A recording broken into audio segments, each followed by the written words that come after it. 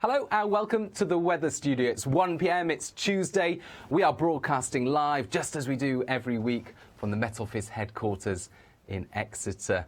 Now, it's normally the case that I'm joined by Claire or Alex, but this week Claire and Alex are both on holiday. Not sure if they're holidaying together, but anyway, they're both off this week for the Easter holidays. And I am very grateful that Becky joins us for the first time to fill their place. Very warm welcome to Becky. Some of you might recognise her from our national weather videos that you find on our app and via YouTube and so on. So you may already be aware of Becky, but let's do some introductions. Becky, where do you come from? What do you do? Well, I'm a meteorologist also here at the Met Office, so I work as part of our media services team. So every so often you might see me on the weekends on our app or on the YouTube channel. But today I'm here broadcasting our live show, which I'm very excited to be doing. I'm originally from Suffolk, since you ask, Aidan. Sunny Suffolk, where it barely ever rains, I feel. But here it's a different story in Exeter. Great skies in Suffolk. It's flat, of course. Great sky-watching county. What's your favourite cloud? My favourite cloud? What is it? Yeah. Oh, that's a tricky one. I do like a lenticular cloud, but you don't see many of them in Suffolk. As you say, it's very flat, so yeah, they're quite a rare feature. Those are the ones that are like flying saucers, aren't they? Yeah, UFO type clouds, really rare to mountains. see. I've still not seen one here, actually. If you've seen one at home, do let us know. Send us a picture. But yes, that's my favourite cloud. My favourite air mass. Yeah, well, this is funny because, well, you know, last week I wasn't here to defend myself. Claire and Alex, they made fun of me for having a favourite air mass. Now, air masses are more or less wind directions, so, you know, continental air mass coming from the continent, maritime air mass coming from the sea, cold polar or warm tropical, that sort of thing. So they made fun of me for having a favourite air mass. I'm sure every meteorologist has a favourite air mass. I don't think that's weird. I have one too. Oh, maybe. Brilliant. There you go. Maybe we're just being weird together. I don't know. But mine's definitely Arctic maritime. Good feeling of being like in the Arctic. If you were there, it's probably the closest I'm ever going to get. But that really cold, fresh feeling you get in winter, a few snow showers, couldn't be ruled out. It's a lovely air mass, great visibility when you pop outside. Anyway, enough about that sort of thing. We are, of course, broadcasting live on Facebook, on Twitter, and on YouTube, and we'd love to hear from your questions. We're trying to answer as many as possible ourselves. What's your favourite air mass? Maybe you've got one as well. I've actually already had a question from Tom Mosler on YouTube. Any sign of snow returning like last week? Ooh. Well, actually, yeah, if you stay tuned, we will be mentioning the S word at the end of this broadcast, because there is a sign that there'll be some white stuff, some really quite minimal, no beast from the east type of thing, but yeah, there could be some white stuff falling from the sky at the end of this week into the weekend in one or two locations, I must stress. We also had a comment last week from Angel Star on YouTube. Not a fan of your new studio layout, I have to say. But actually, this isn't the new studio layout. This is an interim solution. We are building a new studio, so hopefully in a few weeks' time, a month or so, you'll see a different studio layout that will be preferred to this one. But yeah, at the moment it's all a bit cosy in here, so we've had to switch things around a little bit. But speaking of the white stuff, here's something that caught my eye online. It's from a couple of weeks ago. This is hail in Texas. Huge hailstones making the backyard pool look like a jacuzzi or something. Just incredible. I've definitely never seen hailstones that big. How big do you think they are, roughly?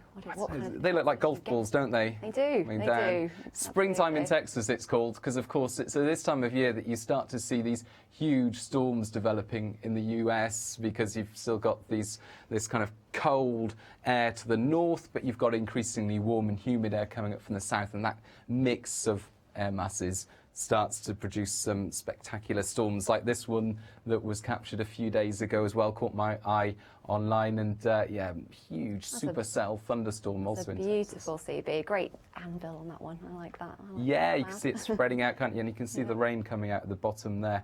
And there was actually quite a lot of activity in the US in the last few days and over the weekend, so lots of these types of storms were captured. Now, if we have a quick look at the other side of the pond, you can see, let's just rewind that to the beginning.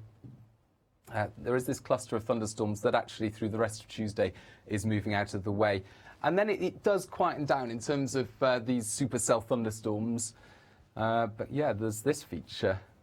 It looks like quite a lot of snow on there. I'm seeing a bit of the white stuff. So what's that going to impact parts of the US this week? Well, yeah, the proper winter storm bringing some snowfall there to parts of the Midwest and also increased rainfall. There's been some flooding in the Midwest recently, and that rainfall there likely to cause further problems. So that's moving through. Now, when we talk about tornadoes, we're often used to seeing images like those two images from the US, but actually another part of the world that can be impacted by really serious severe storms and tornadoes is around Bangladesh. Absolutely. It's not often an area you'd think you would see tornadoes. You don't hear a lot about them in the media, but actually this week there's some big clouds on the way, some large storm systems, and definitely a risk of tornadoes forming. It's actually peak season for their tornado season right now.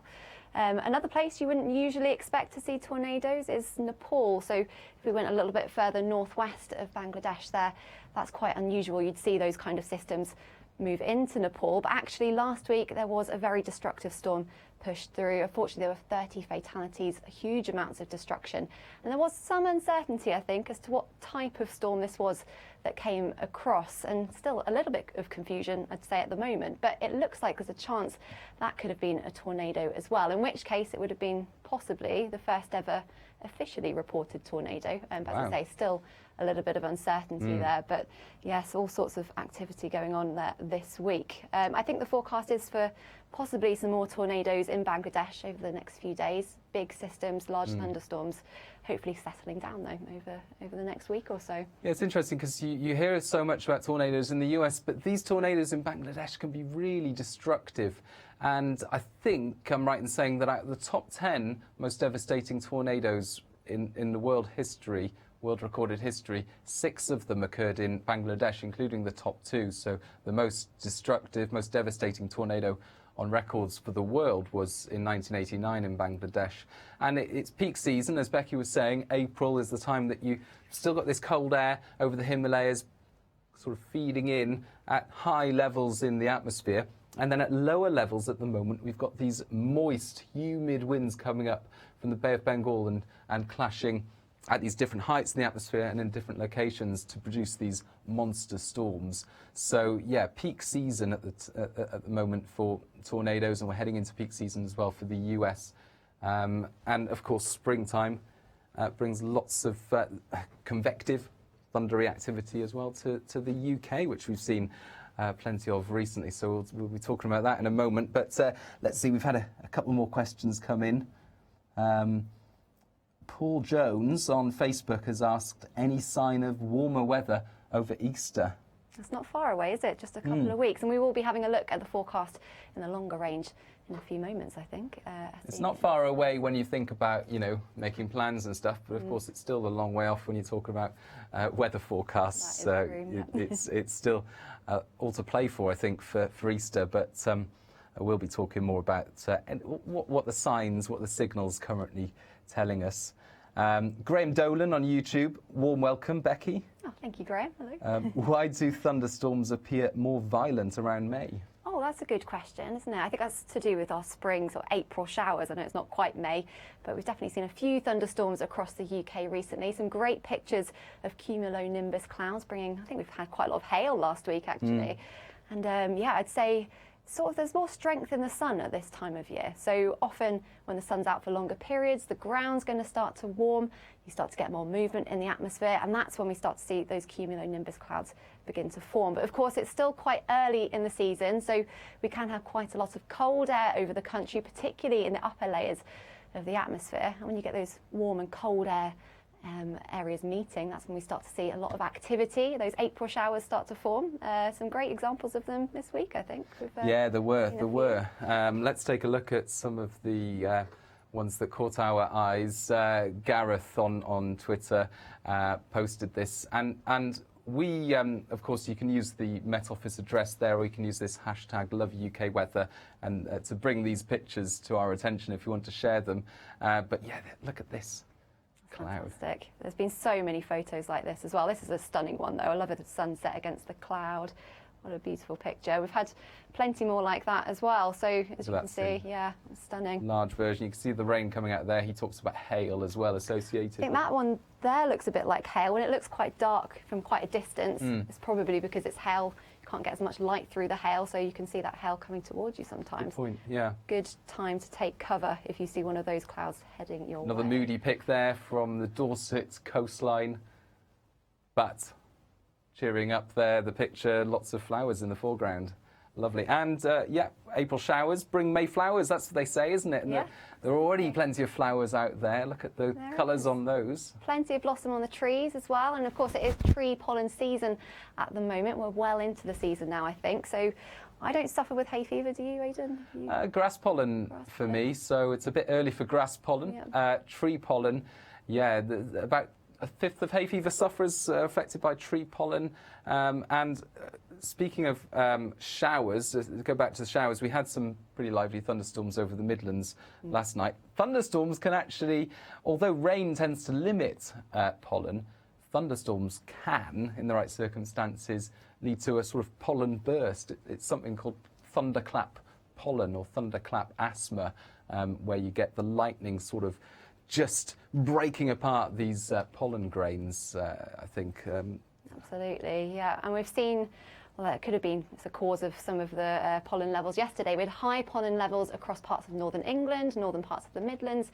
So if you felt like you were suffering from the effects of hay fever yesterday, that could have been why. Now, pollen levels tend to be higher in dry air, warm air. That's when we'll start to see the pollen levels increase. This week, though, it looks like it could be a little bit colder. So here's the pollen forecast for today. So medium pollen, or moderate pollen levels across much of the country. It is still on the warmer side. Temperatures around average for this time of year. Quite a lot of sunshine across parts of the country today. Not so much in the south, but speaking of sunshine, yeah, moderate UV. So even if it feels quite cold out there, and it will do along the coast, that sun is still very strong, and there's plenty of it over the next few days. A lot of spring sunshine. So yeah, start slapping on the UV or the.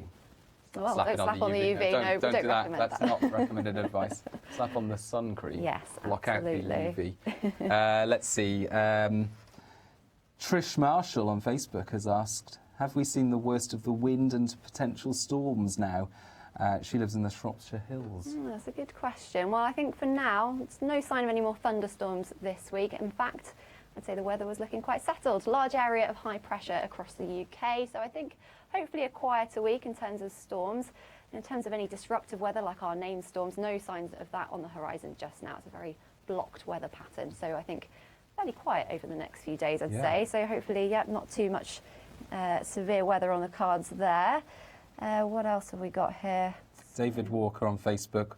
What's the weather going to be this weekend in Cornwall? And actually, I saw a similar question from Fugrain42, who's doing his or her silver DOV this weekend. Is it good in Wales, near Crickhowell? And actually, in Wales and in Cornwall this weekend, the weather looks spectacular, doesn't it? It's going to be very nice indeed. Yeah, good luck with that. That sounds sunny fantastic. Skies. It's going to be beautiful in the Brecon Beacons. Pretty miserable there the last couple of days, I've got to say. Grey skies, heavy rain for parts of Wales and Cornwall, but a definite improvement this weekend, so good luck with that. Yeah, great timing.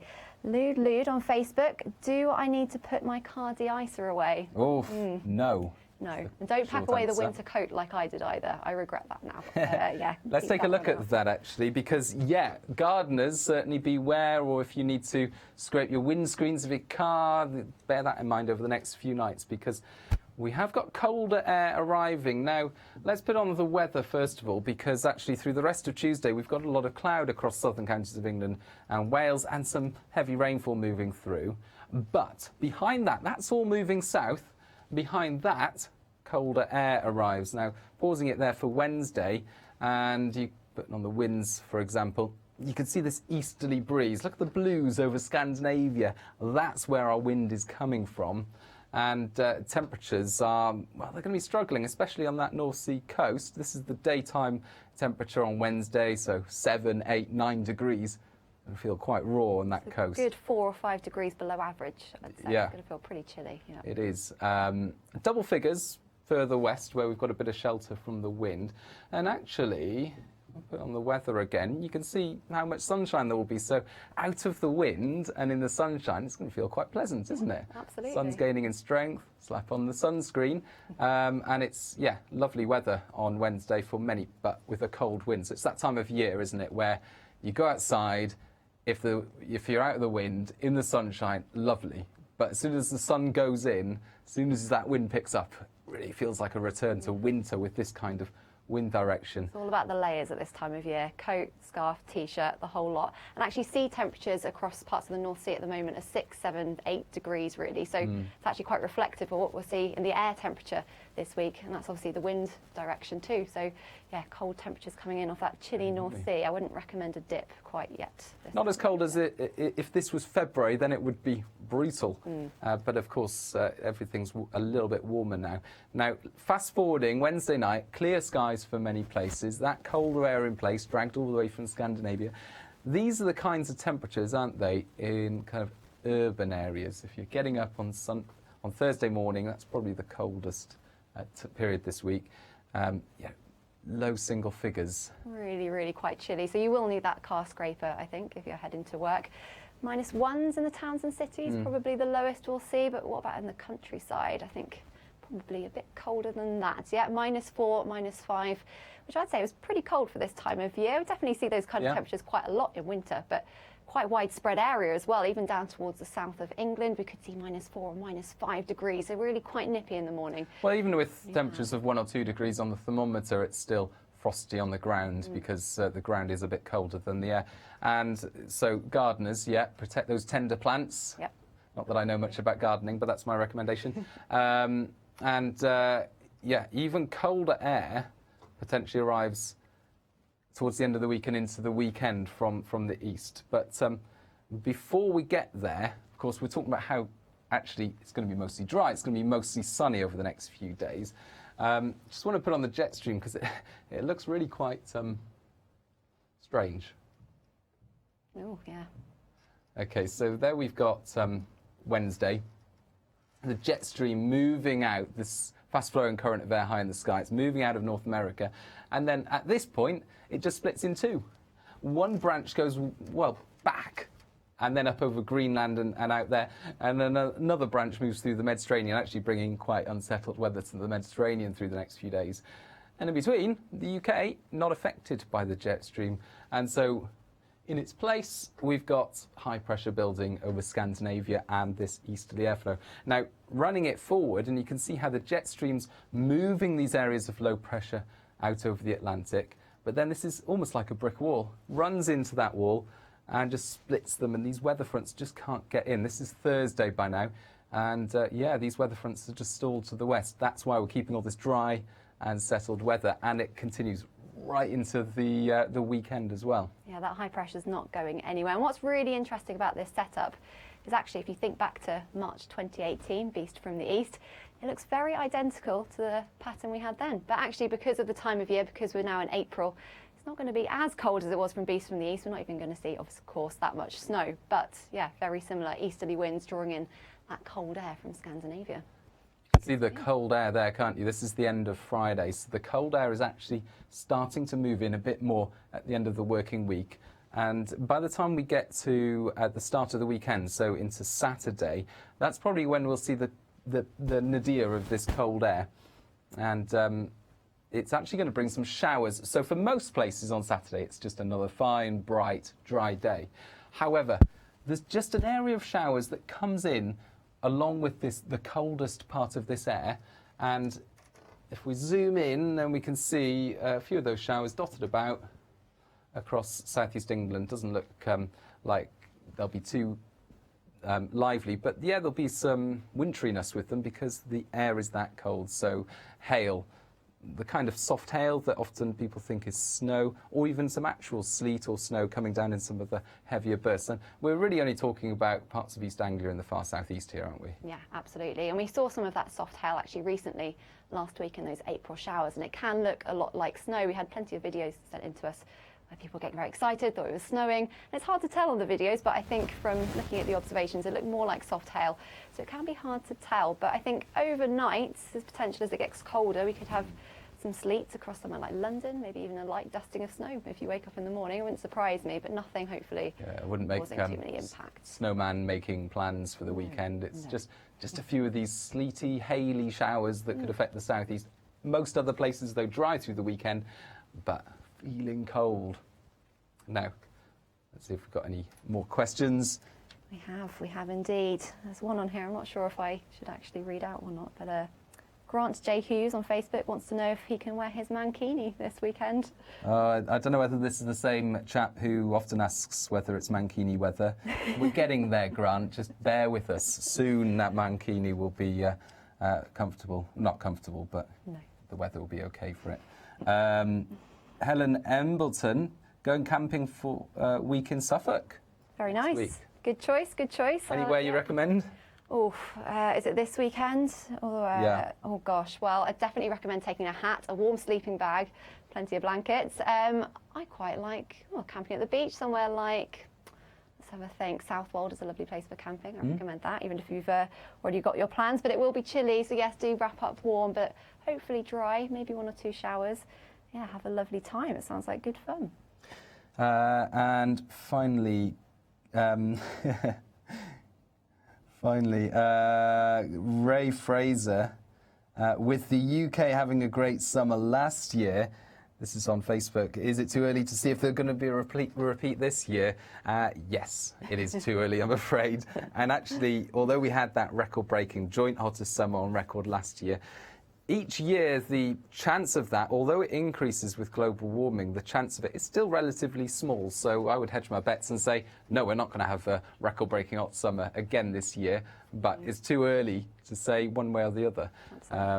Yeah, and as far as the weather over the next week or so, it is certainly going to be feeling cold. This time last year, I remember, that was the start of when we started getting much warmer than average weather. Now, just before we finish, just want to have a quick look at the outlook beyond the weekend, because of course the weather's quite quiet leading up to the weekend. Into next week, though, things may start to change. Now, this is a fairly technical diagram, but basically there's the UK. The colours there, this is Sunday, the colours there indicate a fairly cold air across the UK, as we've talked about, but most places dry.